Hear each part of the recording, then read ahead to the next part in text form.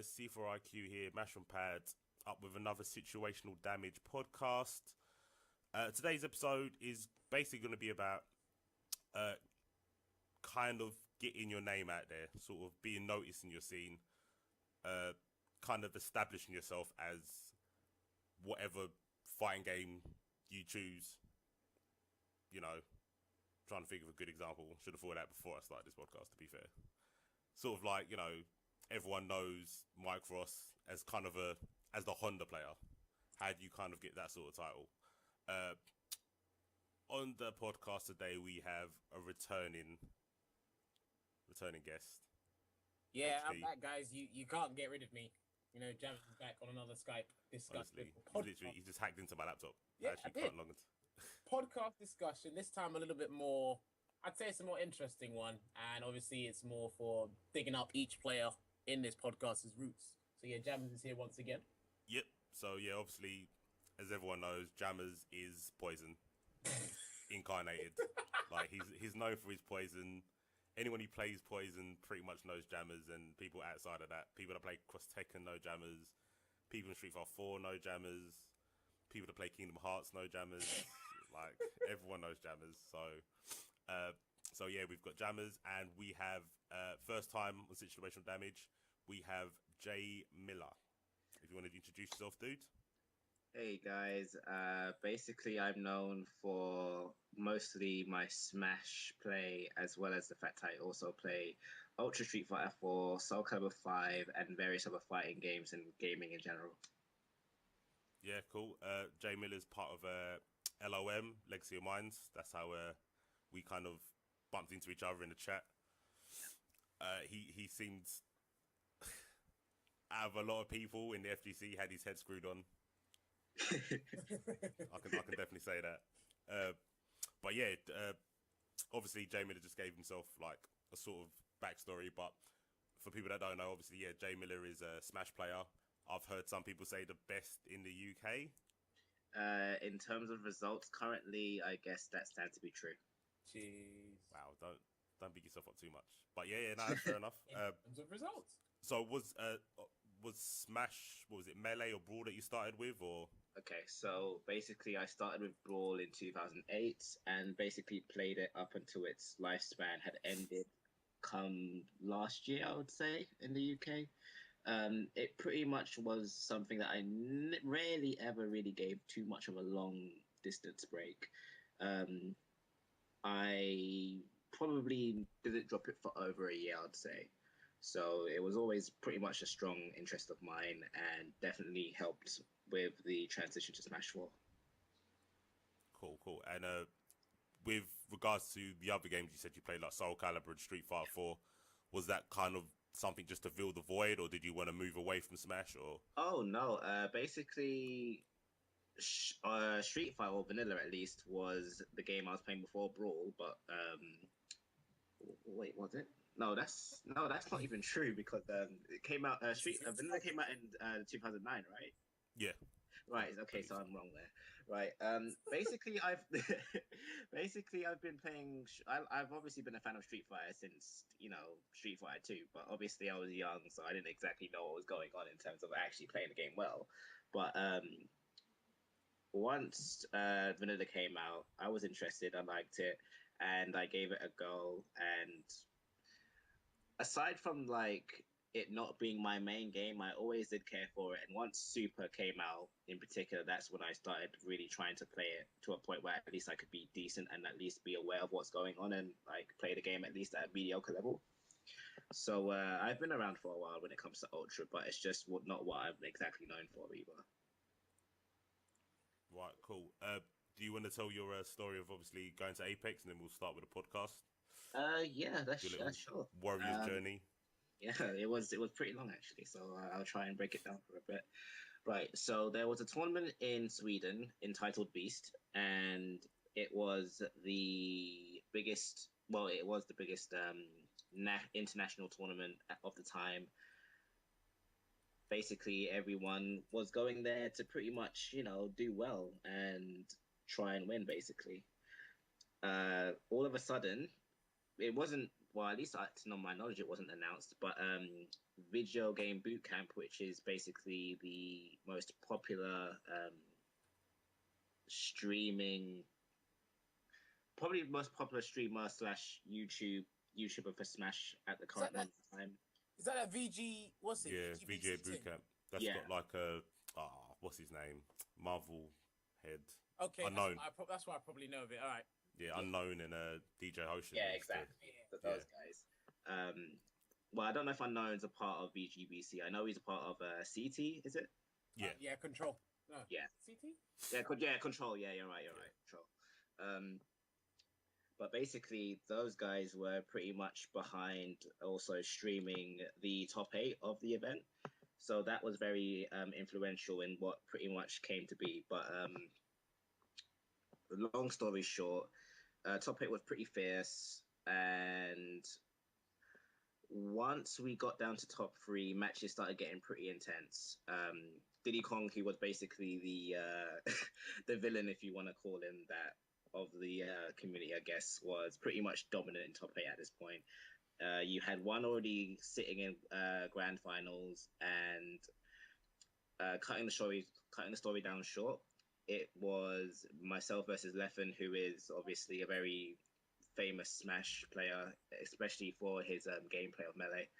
And although I had beaten him in winners earlier on in the day, I was down 2-0 in losers finals, and basically it looks like I was definitely down and out at this point, because obviously you're down 2-0, and coming back 3 games to 2 can be pretty challenging, especially against someone who can be considered to be very fundamentally strong at the game of Smash in the first place. So what had happened was I pretty much came back to win 3-2. And I think that helped along with my momentum and pretty much getting myself noticed in that regard, because, Leffen pretty much likes to propel himself as a villain. Like, that's his kind of persona, basically. He likes to be the guy who doesn't mind being hated, jeered on, but he thrives off of that. So, he was basically taunting me during the match, like, once he felt he had momentum enough to do so. Just basically trying to get inside my head. And I think the most annoying thing about that was, it wasn't the fact that he was getting inside my head, but I was probably doing that more for myself. Mostly because of the fact that I could tell I was getting too cautious with my gameplay, and I was getting hit by things I know I can prevent. So I had to prevent that, and I had to get past that. And I think as I was making the comeback, that was what got me noticed more than anything. It wasn't necessarily just the win itself, but it was how I had to adapt to the situation. And then once grand finals came about now, I don't have to explain this, but I had just literally lost 3-1 to the person who was sitting in winners finals on winner's side. I lost to him pretty convincingly, 3-1. And I knew pretty much what I had to do, but it was more just the case of basically being able to execute that. And so with that, I had just beaten Leffen 3-2, and it was going to be the same matchup of Luigi versus Diddy Kong. And long story short, I basically beat him in grand final set 1, 3-1. So basically doing doing the inverse of what he did to me. Right.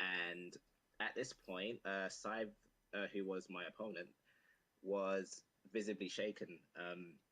He didn't really understand what was happening, so he lost confidence in Diddy Kong. And there was quite a long break after, I believe, 1 game or 2, because we were trying to discover what rule sets were in place, what rule sets were not in place. With Smash, there is a particular rule that I needed to be confirmed at one point, which was with stages in Smash, they can be very, very important to matchups in particular. So I'll give a quick example. A zoning type character will want as much space as they can possibly get, right? So you're going to want to pick a bigger stage, or a stage that pretty much enhances their ability to do something well or better. And what I was trying to do was basically discover whether I had to keep playing on that stage on multiple occasions, or whether I can disallow him from playing on certain stages after he's won on it.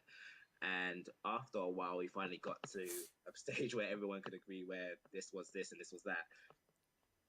And it took a long time because as that was being decided, Sive needed to relieve himself, I guess. So, Wow. yeah, Stress. and he took a while basically doing that. And I was just pretty much sat there on the stream, just, pretty much, I didn't want any of my momentum being killed because I think I had just gone up a game or I had brought it back a game. It was either 1-0 or 1-1, I believe. I'm just trying to recall it now, but basically I wasn't really letting my momentum or anything stop me at that point. I had come too far to basically give it up to anything that I could help. Yeah. So after about, say, a 10 to 15-minute wait for him to come back, we assumed game 3 or 2, I think it was. I must have written his notes in the toilet. Yeah, people weren't necessarily happy about that. We'll just say that. People weren't necessarily, because basically, like, as I'm sure most of you know, Melee is the main game of the Smash community in terms of likes and viewership and everything like that. And Melee was basically waiting to be played. So, you had a lot of people who obviously wanted to get the grand finals over with in the first place, just so they could watch it, as well as people also waiting for Melee to be played. So that made him that even made him more of a villain and me more of the guys that they want to see win, just because at the time Diddy was already controlling tournament results and even to this day can still do very well, even after certain things. But right, it was basically a very tense set 2 of grand finals. He went up 1-0, then I brought it back 1-2. Then he went to a particular stage where zoning and camping and basically just playing very, very safe is very, very encouraged, especially when he went to Sheik from Diddy Kong, because Sheik is a better matchup. Because he was pretty much he was basically mind fucked. Let's just put it that way. He didn't understand what he was doing wrong as Diddy, I guess. So he switched that character from set 2. Game 4 was intense, and then the final game on both of our parts, we played as best as we could have. We really wanted to win, and basically, long story well, I've already made it long, so I don't know why I'm saying that, but Game 5 was probably the most intense game that I've had to play in Smash for a long time, if not ever. I took a good lead. I then lost the lead immediately because he basically got to gimp me or kill me off the... he basically forced me off stage a lot earlier than I would have liked and basically brought it back even. But I pretty much managed to pull it out after some clutch moments, and that the celebration as well as basically the occasion of how I won basically was what got me known. And the fact that, as I mentioned earlier, we got to stream through Video Game Bootcamp. We apparently had 12K watching at the time. So even to this day, I don't even know what was going on in the chat. My friends have had to tell me what had happened with all of that. Like, people were apparently calling me Jay Killer because I was killing Diddy Kongs, Jay Winner. I was apparently being given all kinds of nicknames, apparently. But you fucked with Jay Miller. Yeah, literally, it was hilarious to hear. And honestly, after winning all of that, it just felt surreal. I just kept laughing. I was tired. We were basically on the stage. Well, I was on the stage ultimately for at least an hour because I'd been playing full games with Leffen and then, with Scythe. So literally all games went down to final game. So losers final game. Winners final, the grand finals, winner side, I pretty much reset that without going to final game, but set 2 final game. So that was intense for me, but I'm very grateful for the fact that it was streamed on Video Game Bootcamp because that is literally what started off Apex for me. I was contacted by someone named Keitaro, who is very influential in bringing over international talent to America. He did the same for a friend of mine who is very known for his Melee gameplay and Project M gameplay. Shout out to Professor Pro. he is very good at what he does, and he's very influential in the UK for his ability as well as what he tries to do for the community in general, for the games he plays. But he basically contacted me to ask me whether I would be interested in coming to Apex, literally paying for my flights, and literally pretty much also offering to pay for my hotel, but I said I'll cover my hotel pretty much. But it was literally thanks to his efforts, along with some others, that don't go unsung, but obviously I don't really know them as much because it's mostly Kataro who pretty much messaged me and really put in some work to get me down there for him. I'm really grateful, like eternally grateful to him for that. But instead of like having a break as I intended, like it's not even a long break, like a short break, it was all of a sudden, okay, like I'm being told literally a day and a half after winning Beast, my first international and the first international of UK Smash that anyone has won from our region or country, I should say. You know, I'm being told that I'm possibly going to Apex, so it's like, oh, okay, this is That's a bit newsflash right there, bro. Yeah, wake up. Reality check. So I was like, well, I'll enjoy the moment for sure, but now I've got to train for Apex all of a sudden because I'm now going for free. So that's great. But yeah, that's basically what started off the whole train, I guess you could call it. And then come Apex now, there was quite a bit of drama. I don't know if anyone caught right of it, but you had the TOs basically being involved with drama to do with, you know, apparently being a bit of a sex pest here and there or something like that. What? And then, well, or just being very, sorry? I was about to say, that sounds like a different podcast entirely. Yeah, sex pests, like, what's that? Let him talk. Well, basically, he was involved with apparently being somewhat devious with comments he makes here and there. I personally don't know about all of the facts and don't care, to be honest, but that caused a bit of strife. Oh God, wow, that's a pun. If basically the guy is named Alex Strife, and I didn't even mean to do that. Wow. Yeah. That's my bad. But anyway, back to you in Apex. Yeah, right. Back to me in Apex. Right. So on the weekend of the tournament now, we were pretty much guaranteed to be we were staying in the hotel. The venue was nice. Everything was good. But the morning of the pools, we're told that the building has to be condemned because it's not safe. And if we dare to continue the event here, the building can collapse on all of us and we will probably die. So, buildings, isn't it? Yeah, everyone got a ring out. Literally now, instead of, you know, being at the hotel and, you know, having a good social time and whatnot, the newer venue is now going to be 15 minutes away, and we've got to all like pretty much get cabs there and stuff. I mean, there was a shuttle in place, or they tried to do it, but it just wasn't consistent enough for everyone to really get there realistically on time. So that caused a lot of problems, which was unfortunate. But thanks to help from several people, most notably Thunderstorm, who is a fellow Luigi player from America, and D Strong, who is a Apex TO, I was able to get to my pools on time and not get disqualified, which was a very strong reality at one point.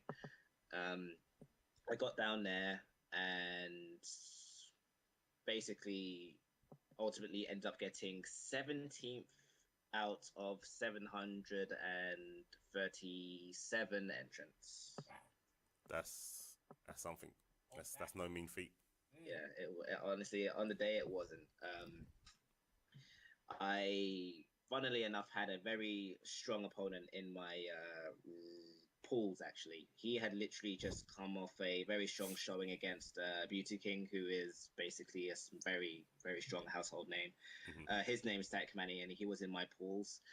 And I wouldn't say I was too apprehensive about it. At the same time, Sonic is a character who can be kind of troublesome for Luigi. But luckily for me, I have a friend who is also very potent with the character. So me and him basically grinded out the matches and just, you know, pretty much came up with the game plans. Well, I came up with game plans and just adapted to what he would do. and ultimately I won that, and basically made sure to win all of my games in pools, and that's how I got 17th. But I lost to a Japanese Greninja player. His name's Amza, and he's a very good player. And I also lost to Nairo, who is a very well-known American Smash 4 slash Brawl player. Very good for what he does too. But yeah, that's the story of Apex Beast, and from there on, it's just been Jay in Killer. yeah, I guess so. Say that as your autobiography, Bob. Children's book. Let's go. Yeah. So, one more thing before we go back to the topic. How did you obviously get to meet the LOM guys? Is it kind of just they were like local to you, or did you know them before the whole Apex thing happened? Okay. So when it came to LOM, I was sadly still in America by the time Keep It Classy Volume 1 was still going on. Yep. I was in America for the final few days or weeks, something like that.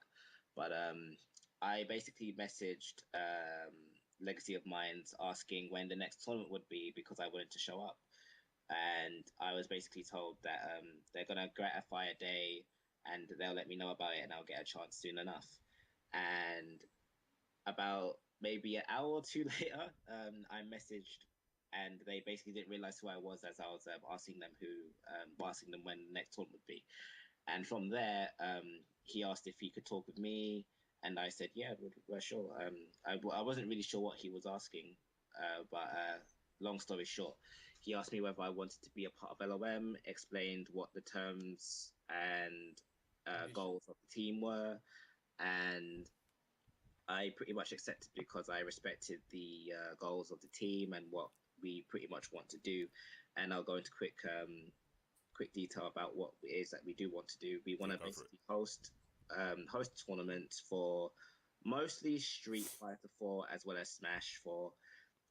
And I believe now we possibly will be trying to do things with Mortal Kombat 10, but that's something to be definitely certified. But I think that is something that is on the cards. So basically, for me as a player, that's just two games that I'm obviously very invested in at the moment, especially Smash 4.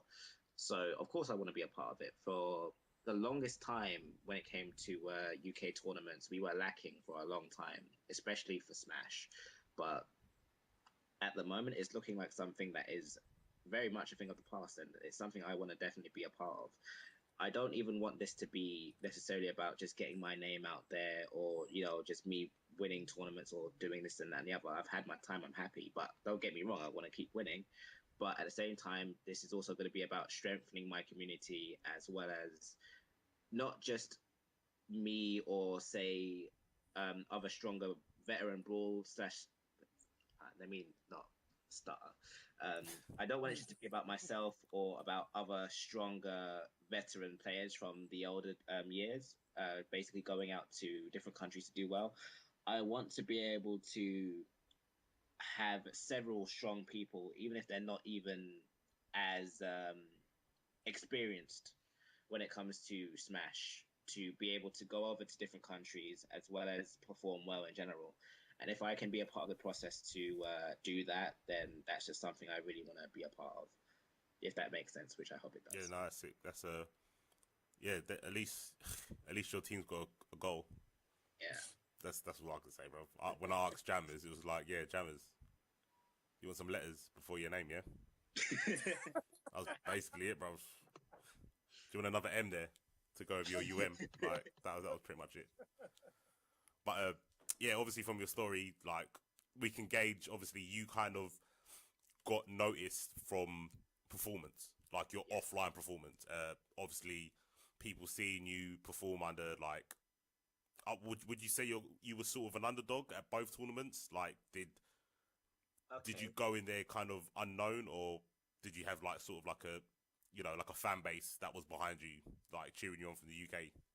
Okay, I can tell you I had a fan base from the UK, 100%. I mean, if you go back and watch the matches, which I can reference to, you will literally see that I have a very strong fan base.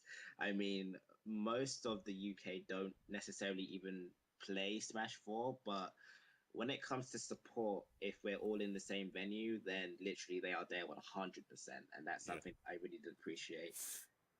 And whereas I'm not exactly slept on or I'm not unknown, I definitely wasn't the favorite at the time. Scythe had been putting in a lot of work when it came to online tournaments, and this was basically the first meeting of in-person, offline, in general tournaments, high intensity tournaments. And both Lefton and Scythe had been doing fairly well online, and they were obviously using the best character as well, so that also definitely helped them as well. But you know, I wasn't the favorite, and a lot of people probably would have been surprised, but the people who did pretty much know me from back in the Brawl days, they would say they wasn't as surprised. At the same time, would they have predicted that I would at least come top 3? Probably not, I would say, but yeah. Expectations. Yeah, that's the quickest, most efficient way to get your name out. There's been a lot of players that have kind of, you know, have been, you know, like obviously when everyone picks up a game, they're like the best in their area or the best with their friends. Yeah. And then their friends would cheer them on to prove that they're even better, sort of thing. That's like exactly what happened. Definitely. Yeah, that is the quickest way to get up there, because then you've already got the initial like people that support you, and that will always help. Regards to like jammers, from how I see it, it was a lot different. But do you want to tell people like how did you become Poison? How did you make that sex change and become the character that you love? When did this all start? Well, no, it started before Cross Tekken like came out, because I think it was when they announced Street Fighter Cross Tekken as a trailer. Right. I think it was in 2011 or 2010 maybe. And the moment I saw the Poison Hugo versus King and Marduk trailer, I said I have to use this character. I just said regardless, good, bad, or ugly, I just said I have to use this character. And then when the game came out, obviously I picked Poison, and then I picked Julia because I was playing Tekken at the time, and I wanted to play Julia, but everyone said, "Oh, since you're a Street Fighter guy, you might as well just wait till Cross Tekken comes out so you can make Poison Julia." Hence why that underdog team was there. Right. Okay, that makes sense. Yeah. Over time, it was just me picking those teams simply because, like Miller before, is like you know everyone wasn't good at fighting games. I just wanted to play the characters. So then, once I played them long enough, it was like after a while when I started getting serious, I was like, okay, I just want to just main this character in general. And then I have this argument with most of my friends nowadays. I said, this is how much I like Poison as a character. I said, if Poison was in Tekken, you best believe I'd transfer over to being a Tekken player. I respect that. That is. I respect that. Because it's like I follow the character, and if she's, you know, she was bad in Cross Tekken, and she's great in Ultra Street Fighter 4, but I'm just playing the character, not so much the game. But yeah, no, that's pretty much that side of why I play Poison, and you know, whatever game she goes to, I'll just play it. So if she was in Super Smash Bros, then you know, Miller hit me up. Bro, if they ever put her in that game, that's nuts. Jammers, I follow her wherever she goes. Jammers, what's the reason that you really like and dedicate yourself so much to Poison? Okay, so if we're talking from like a man's or male's perspective, yeah, it was just the color of her hair and how long it was. Okay.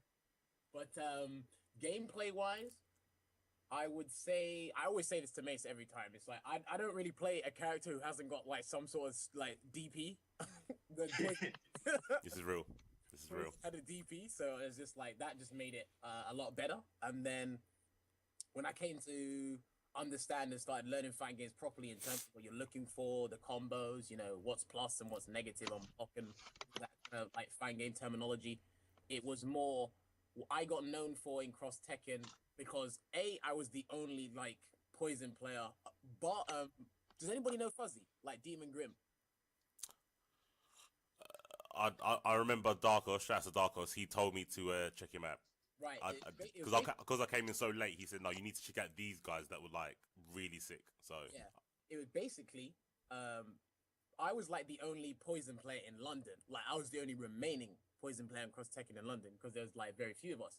But then other people would tell me, or pretty much this guy called Fuzzy who lives in Liverpool, he was a Poison player from like the north. So he knew about me, but I didn't know about him. Right. And it was basically, he was the only guy I could look up to in terms of how Poison should actually be played. And the thing is, he made it to 25th anniversary finals for Cross Tekken because he beat Alioune. Or no, he lost to Wow. Alioune in the he either beat him or lost him in the finals, the Paris qualifier for Cross Tekken. This was back in vanilla, and this is when Poison was like really good with her boost chains and everything. Yeah. And it was like sometimes I'd usually play him, ask him for help, but he said like I already knew what I was doing. It was more that he had more experience than I did, and this Right. was I was still like learning the game. And then it was pretty much he was the fundamental guy, and I was the guy that came up with the tech and everything. And then when you put those two together, then the characters become a lot stronger than she already was. But she was just bottom 5 in that game. And after Fuzzy stopped playing and went back to SF4, it was pretty much just me. And then that's when pretty much the cross Tekken community came to me for Poison, like you guys say. It's because I was the only one.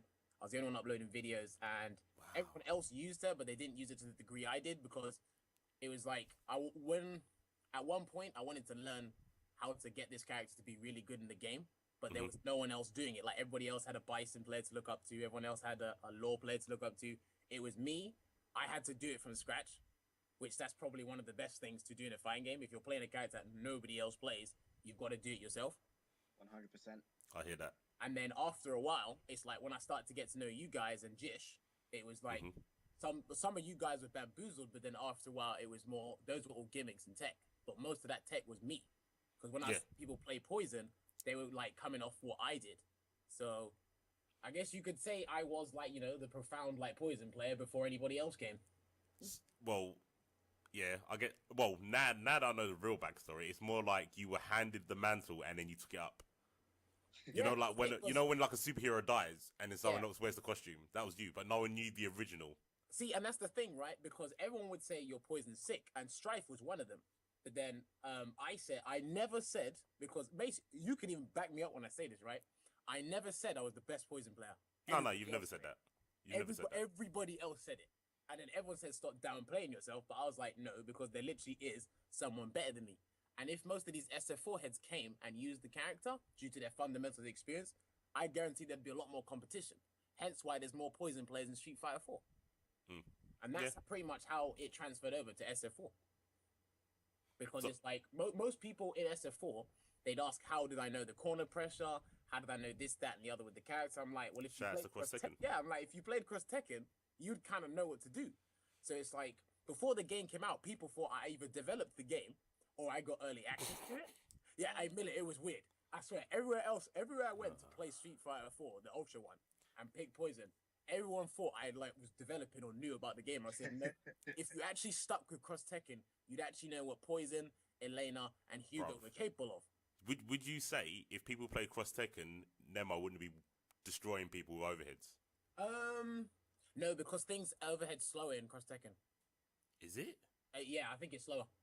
And it's like it's most of like Relento's moves in Street Fighter 4, they were just as bad in Cross Tekken. They're a lot safer in Street Fighter 4. Yeah, they're a lot safer, but they're quicker, and it's like there's no escape options.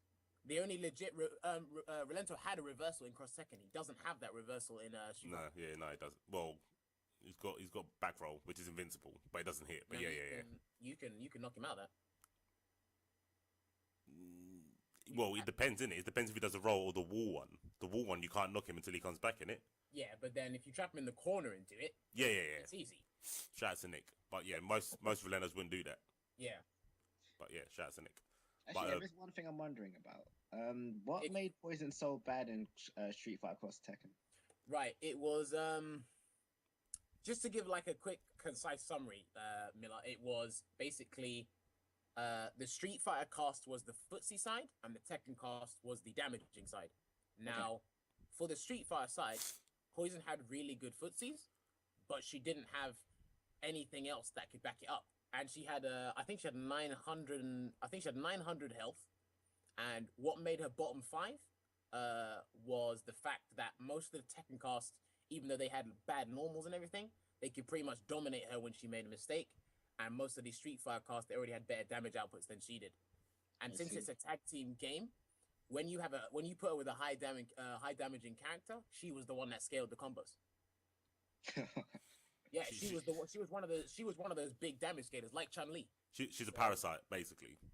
She's a parasite. And what made me switch characters was or made me use the entire cast now was basically I kept at the time when I was still learning like fighting games, I kept getting beaten by like every little thing and everyone. So I said instead of like learning to fight them, I'll just use them. Right. Yeah, that makes sense. A lot of people should try and So do I that. could use like 25 or flipping like 30 characters out of 51 and shoot fire across second.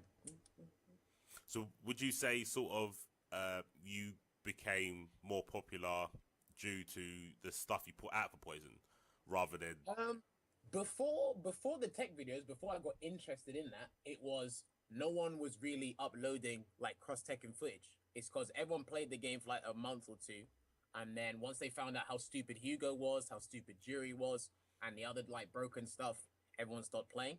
But I just wanted just to upload matches because I just like playing the game, and that's when I was slowly getting into YouTube and switching over from like my Call of Duty background. And when that's I think it was around the time I think it was around 2012, like August, September time. That's when I knew about Cool Kid, Ice, and some others.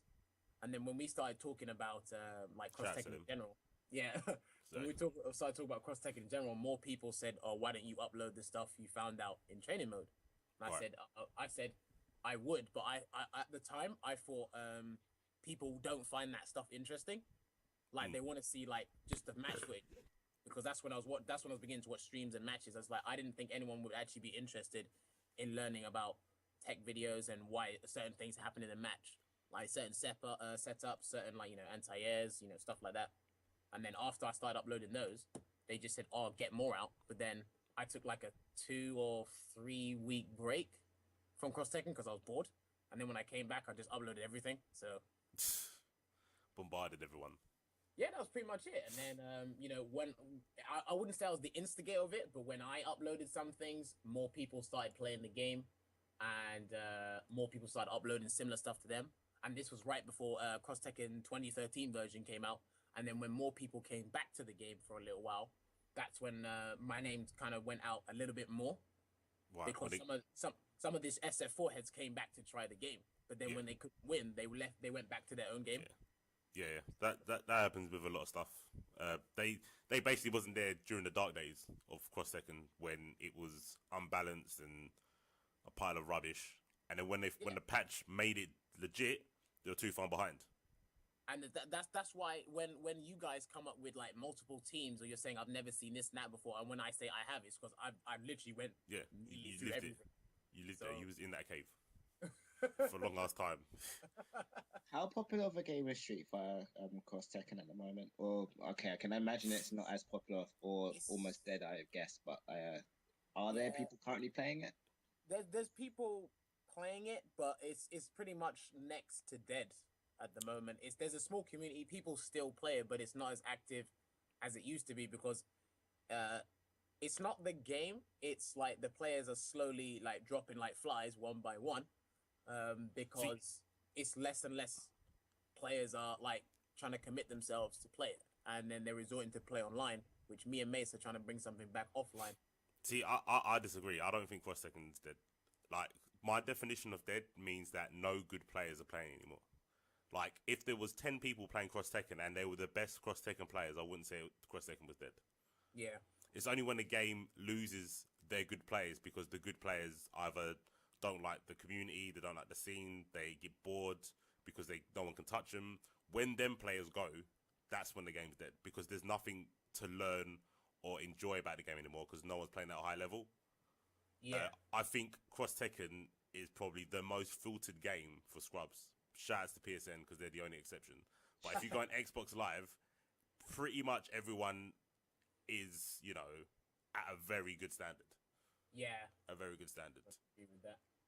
You can't really go in that game and bump into a scrub, but unless, like I said, you're on PSN where, well, I wouldn't say scrub, but you get casual people still playing on PSN. On Xbox Live, I don't think you get them people anymore. It's just people that are really into the game that play it still. Yeah. So, I would say Cross Tekken is dead. I'd say it's a small community. It's definitely small. I think it has a chance to come back. I think it does have a chance. Not just saying it because it's Cross Tekken.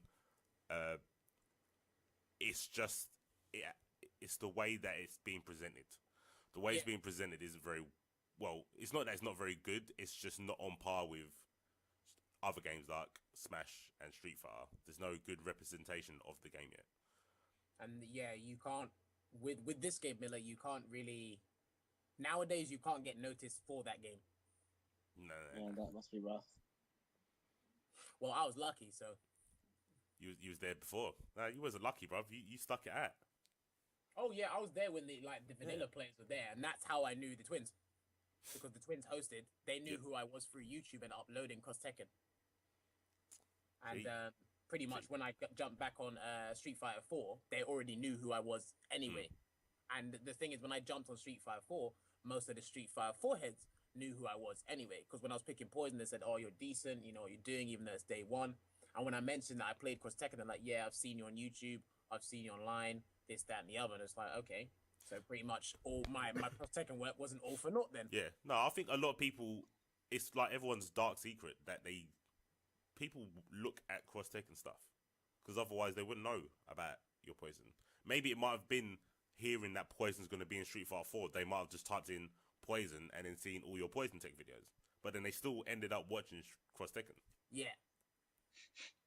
Same with Theory. If you go in Theory stuff, you see obviously he's known for uploading Street Fighter 4 content, but he'll put up Street Fighter Cross Tekken matches. He'll do commentary on them stuff, and if you read the comments, people are like, "Oh yeah, I remember about this game. It used to be sick," and then they'll say the beef they had with the game, like DLC or gems, blah blah blah blah blah. And all you have to say is that's not there anymore. Yeah. Come play. Come get footsie to death. But it's like you said, people are so late behind and they won't. So yeah, no, they'll play someone like you, and then think, "What's the point?" But well, that's an entirely different podcast. It is a different podcast. It's a mentality podcast. But yeah, I think you two obviously done a really good representation for two ways to get noticed in the FGC. Being in tournaments, getting your name out there, just being good at your game and placing high, proving how good you are at the game. And obviously on the Jammer side of things, obviously knowing the game, sticking with it, even though people think you're wasting your time. Man got a PS3 out playing Cross Tekkens, hold that. So putting up the content, sticking with it, and being character loyal, I think that's one of the biggest things. Even though you play everyone in Cross Tekken, that's now though. That's because I know the game now. So yeah, because you know the game now. Obviously, you was Poison at first. Yeah, I have not seen you play Poison in about a year. In Cross Tekken, I'd say from vanilla till about mid July last year. I think that's when I put down the character like for good. But the thing is, even you don't know this, right? Even when you see me in training mode, I still train with Poison and Julia. Oh no, you told me this because you did. I think once you picked Poison Julia by accident against me online. I was thinking, is he trolling me, or is he actually trying to bring back his old team? And then you switched, and I was like, oh yeah, nah, he just wanted to test something. That's all it was. So I know you. I know your sneaky ways, bro. Don't think I don't know. But yeah, I think getting a rep for a character is a lot harder to do than be known as like being good at a game. Hold on. I was gonna say I remember having a conversation with shouts to Ponwin, and we was talking about Gutex. Obviously, Gutex, it was. I'm gonna say it. I'm not 100% sure, but he was known through Third Strike. Yeah. Yuri and Third Strike kind of put him up there. He stuck with it, with obviously like Capcom, started playing Street Fighter 4, and he played Balrog. So I know him as a Balrog player, but I think a lot of people think he's a Rose player. Yeah. Because obviously he did the breakdown with the Luffy match. Like, Gutex knows Rose, but I always see him as a Balrog player. Because I know that he picked Balrog as, like, the transition from Yuri and Third Strike to something in Street Fighter 4. Yeah. That's how I see it. So it's interesting to see how people kind of memorize people's playstyles. Like, I remember I play Marvel, but I always know F-Champ as the only person who's beat Daigo all the time. That's like it's going to sound mad gay, but my first memory of F-Champ was that, he beat Daigo with Dalsim, and Daigo's never beat him. Like, spun all the Evo with Marvel and stuff. Dio can't beat him. So that's it. Yeah. So I think it's interesting how people get titles, and I think people that can continuously make them sort of things, like make memories for why people remember them, they're obviously like mainstays, and they probably won't ever go away. But then you get some people that are like personalities, that don't really accomplish anything, but have like a moment of I don't know, a standout. Like I'm trying to think of an example. There's a guy called what's that? There's a guy that goes to a lot of American tournaments. Something Saurus. So, I think I know you're on about. I can't remember what it is. I can't remember his name, but I think I know you're on about because I had this. But he plays games, but he's known for being in the crowd, putting up stupid pictures and funny memes and stuff. Signs and whatever. I know who you're talking about. I can't remember his name. It's definitely something Saurus. But that was an example of someone that's known in the FGC. I do not know what his Marvel team is. I know he plays Marvel. I don't know what it is. I don't think I've ever seen him in pools, anything like that. But it's weird how in such a saturated scene with the fighting game scene, anyone can pick up a game, go online, have a couple of points, and then they're kind of a thing. Yeah. If you know what I mean. People, you will see someone's got points and you say, oh, this person can play a game. And if they're on a leaderboard, they're somebody. And there's so many different avenues where you can get noticed in the FGC, and it can lead to different things like Combo Fiend getting hired by Capcom, and shouts to Hans as well. Spooky, he's like one of Twitch's like main sources for getting at like content or news about Twitch. Maximilian getting like basically funded by Capcom, and then what was it, Double Helix for Killer Instinct. Yeah, for Killer Instinct. So yeah, like it's crazy. Now you got like the Steam Co sponsoring fighting game players. Domino's sponsored Curly Mustache, I think, at one point. Wow. Don't quote me on that. So, and literally, what was that? Like, Yipes made a comment on a Marvel match, and then they put that comment in the game with Deadpool. If people don't know, go play Deadpool. He says a comment that Yipes said in Marvel 2. Wow. That's where Curly Mustache comes from. Okay. So, yeah, he got put in a game, technically. That's interesting. Yeah, I didn't know that, so... So, yeah, I think that's why I wanted to talk to you two guys, because obviously I think both of you two have, like, established yourself in your respective scene. Well, the thing with that is, bringing back to what Miller said before, it's like, because he wants to establish himself and hold his own in Street Fighter 4. Miller, you pretty much had the same reasons as me and Mace did. We don't want to play the game as much as other people do, but it's that game that's there, and it's kind of... I've always said it is, but a lot of people disagree with me. Like, it's quote-unquote mandatory to play now if you want to get noticed in the FGC sort of thing. I guess it depends on, like, whether you like the game enough to do so, but I do understand what it is you mean. Just because of the fact it's mostly, probably the most revered fighting game at the moment, probably by far, almost, I'd say, to be honest. I mean, with Marvel is mostly the second best game, but not even worldwide. That's mostly an American, maybe for Evo. Like, that's the time where you see that game peak.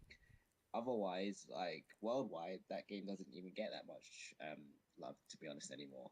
But obviously in America, it's still the game. Well, it's still one of the top games, I guess. It's drama. Yeah, exactly. That's definitely one way to say it. That's the only reason I watch it. And I played that game religiously for about a year, and then I stepped away from it, played a fair game, and I was like, the only reason I play this is because of the emotions it brings to the table. Yeah. You want to see someone get upset. You don't care about the combos, the lightning loops and that. You've seen it a billion times. You just want to see the emotion on the person's face getting hit by it. That is all that game's about. All the game's about. But go on. I was gonna say what you and Miller are saying about sort of Street Fighter 4 being mandatory. I kind of see it a bit differently. I see it as if you want to get noticed in the fighting game community, you can have to have that game under your belt. I don't think you have to have that game. I think you can go halfway up the Street Fighter 4 ladder, and get noticed, or get right to the top of something like Blaz or KOF. Like, I think you have to be the best at that game to get noticed. If it's not Street Fighter 4, you can hold your own, beat someone who's really sick once, and then get noticed. Yeah. Where in other games you have to constantly be sick. You have to have like a godlike title where people are scared to play you. You have to have that title to be known in the FGC. Someone like Mad KOF. Yeah. Like, if I said, like, name, like, 4 KOF players, you could probably name 4 that went to EVO that aren't from America, because they're the ones that everyone raved on about. But with Street Fighter 4, you could list off so many, and every one of them could have a defense on why they're good. Definitely. Yeah. Like, that's the thing. You could argue that Daigo's good still. You could argue that Shen's the best. You could do the same with Punko. So many players, like Ricky, Snake Eyes. Yeah. That's what I mean. Like, you don't have to get as high up on the Street Fighter 4 ladder to get noticed. You just got to do something good in it. Yeah. But I don't know. It's getting noticed in the FGC. There's multiple routes you can take, and obviously there are a lot of revered players. But yeah, I don't know. With me, it was like, obviously if Poison wasn't in Street Fighter 4, you best believe I wouldn't be playing that game at all. I'd watch it, but I wouldn't play it. That's it, Miller, bro. I always say it, bro. If Poison wasn't in the game, I wouldn't play it. I don't know. Would you not play Cammy? No, me and Garbage Man, we used to like we go back and forth like who would pick Cammy for a while, but we always get annoyed at each other's Cammy because it's the same thing. But I like Cammy as a character, but I wouldn't play SF4 Cammy. So fair enough. It's like the only reason I know how to play most of these characters, or like to a certain degree in Street Fighter 4, is because I watched a lot, and obviously me and Garbage Man used to play like 100, 200 games on one night. So fun. How comes you wouldn't play Street Fighter 4 Cammy? Obviously, when I teach people now about the character, it's more, I said, obviously, if you want to be a master and actually like go to, proper tournaments, international competition, then there's more things than meet the eye. But it's like, I'll do one combo and then I'll do the spiral arrow vortex. And I said, this is all you need to do. And it's like, if you can't block that simple vortex, what's the point? It's like, because no one believes me. When I tried to teach my friends the game, they said, how good is Cammy? I said, she's really good, but she got nerfed in Ultra. And then they wouldn't believe me as I said as to why she was good. And when I showed them, I said, this is all you need to know of the character. Light kick, light punch, medium punch, spiral arrow, do the vortex, and then do it again. And then when you get the stun, just do the focus, EX drill, hard punch, medium punch, spiral arrow, and do it again. That's all I was doing. I wasn't doing anything else. Brain switch off. She does hurt you, so yeah. But it's like, yeah, I wouldn't get as much like publicity and be noticed as much as I am now in the scene. Because look, like Miller, right? This is how interesting it is. Before Street Fighter 4 came out, Ultra Street Fighter 4 came out, I was that guy known in the cross Tekken scene, right? And I was like well known in that scene. Now, not a lot of the SF4 heads knew who I was, but obviously they knew I was with cross Tekken. When I started getting more and more involved with Street Fighter 4, what name is in front of my name now? Unequal Media. Yep. Shout out to Unequal Media. And this is, I tell this to Mace every time. It's like in the space of 6 months and getting involved in SF4, I have a name in front of my name. Or I have a sponsor in front of my name. Yeah, I get that. And it's weird because it's like, obviously, Smash is a very respected game. So you're more likely to get sponsored because that game it's always been there, but it's slowly coming up to the status of how Street Fighter 4 is. So obviously, getting a team or getting some sort of sponsor like Leffen and yourself did, it's not as easy as it was for Cross Tekken. Because if Cross Tekken was still being played at a high level, I reckon me and about 5 other people would have to be noticed by some sort of American's like sponsor or something. One of us would have been the situation you were for Apex, I reckon. Yeah, I agree. I get that. Do you both of you guys think that MK will bring a new flood of that? Do you reckon people will start getting sponsored for being good at MKX? Yes, I think so. I'll already say I'll use Perfect Legend as an example, but obviously he was already established and well known in MK. But Mace, I told you this before. What happened before the Fatal 8? They announced that Razor announced that he's sponsored 3 days before the event, which was a business deal. So yeah, that's true. I'd say, well, with the way that MK is being played now, I feel the MK players can the ones that the OG MK players and the guys that were already good at Injustice and NetherRealm games, this is their year and time to try and get themselves established and out there. Because I reckon with the money that NetherRealms are putting into this game and turning it into the ESL league, trying to turn it into like the Capcom Pro Tour of NetherRealms, there's a lot of people that can they can come out of their caves, their troglodyte rooms, and they can go and shine. But the way that he's being played online right now, then I'm just seeing things. But yeah, let's not talk about that. Let's not talk about the current state of MKX, because I've seen a lot of fraudulent things. So and I don't even have the game, bruv, and I know it's fraudulent, but it's a learning curve. Block buttons, bruv. Block buttons are different. That's the other thing, right? I'm just gonna say this quickly, completely off topic. This is what was interesting about Mortal Kombat. It has a block button. If this game does not teach people how to block, there is no hope. Nah, Miller, I'm being dead serious, bro. There's hope for the FGC. There's a button. Street Fighter, Cross Tekken, they were like BlazBlue and stuff. They were leaning on you. You had to hold the direction away from your opponent, so they give you some sort of handicap. There's a button you have to hold, so you can't mash and do this thing at the same time. I mean, is this really such a big deal? I mean, for me, obviously I played Soul Calibur, so blocking with a button for me was like normal. It's not something I really felt was a big deal, but I mean, in general, is it such a big thing that people really don't know how to block with a button? Or I don't think you've been uppercut enough to realize that. Well, hey, I play. Think about the game characters I play in Street Fighter 4.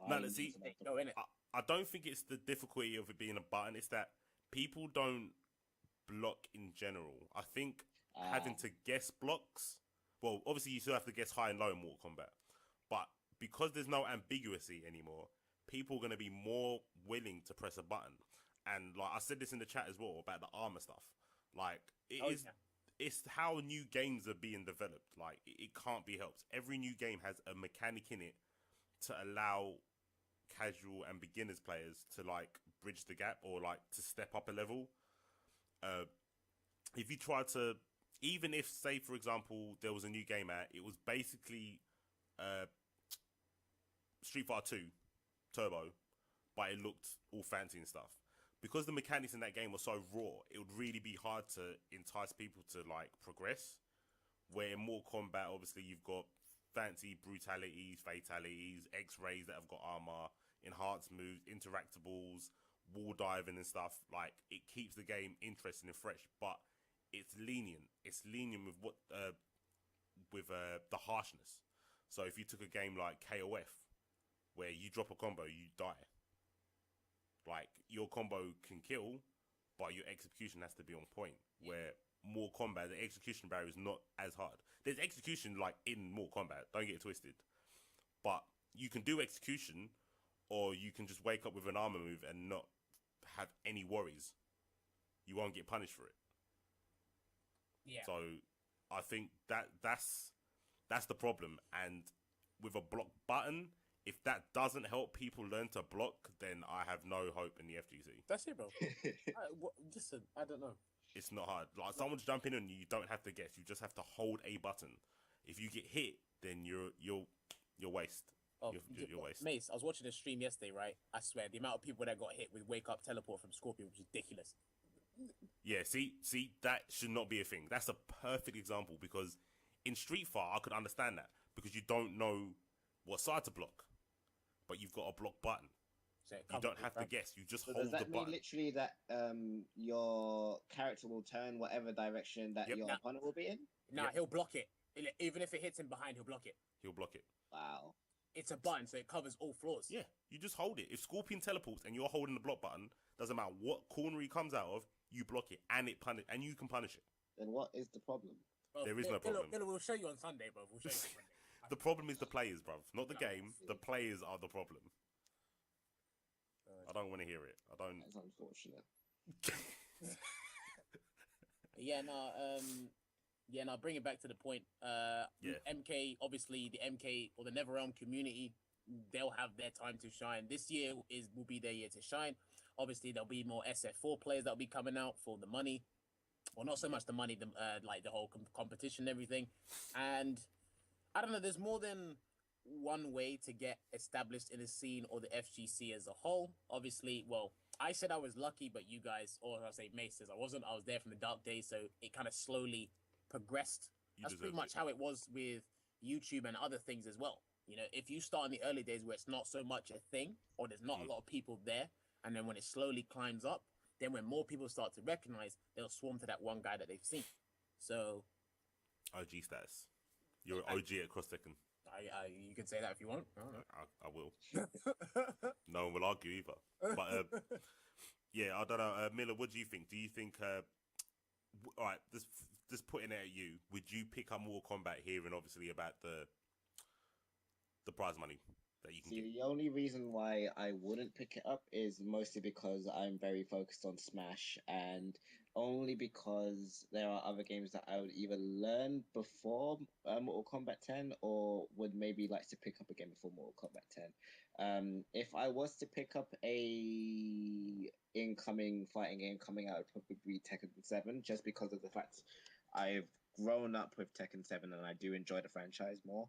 But at the same time, I am interested in Mortal Kombat 10. I do like spectating it and learning about it, although it will be at a slower pace, as obviously in comparison to people playing it. But I do actually think the game has potential. I think the people playing it, if they showcase enough of their skill levels, if they promote the game enough, if they stay true to the game as well as keep playing it when they hit a eventual possibility of like a more quietened period of time, if that makes any sense. Like if there comes a time when it comes to a time where the game's not as hot, if people keep playing it, then I see no reason why it would die or become a game that will just filter because it's not as popular as whatever title will be incoming, like Street Fighter 5 maybe or something.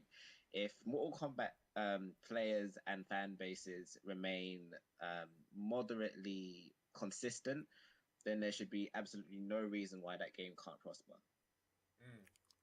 Jammers, do you think like Mortal Kombat will die? Do you reckon it's a phase? Me personally, I think it is, but I'm saying this from like a Street Fighter background. So it's I'll see it as something to fill the void, and there's not as many heads like famous people there in Mortal Kombat as there are Street Fighter. So therefore, the players, it will pretty much be the same situation Cross Tekken was in at one point.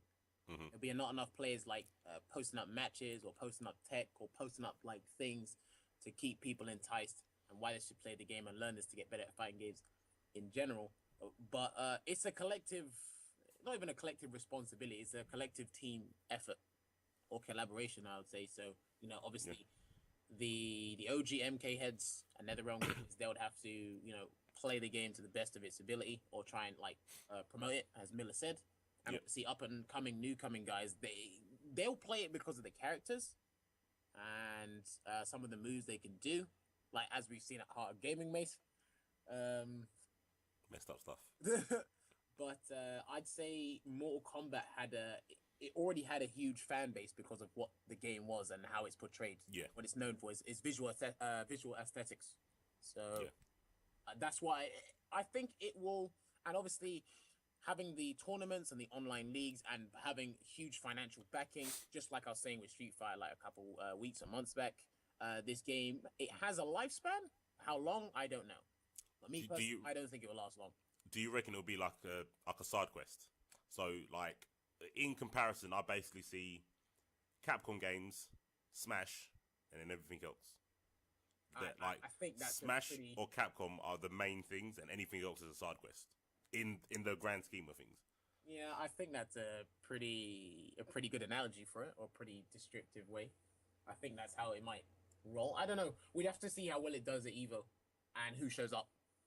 Because I'm interested in watching the game and what kind of players there are, because I know a lot of people that upload Street Fighter 4, they want to upload MK, and they want to like Yoga Flame wants to get more players publicized for what they are.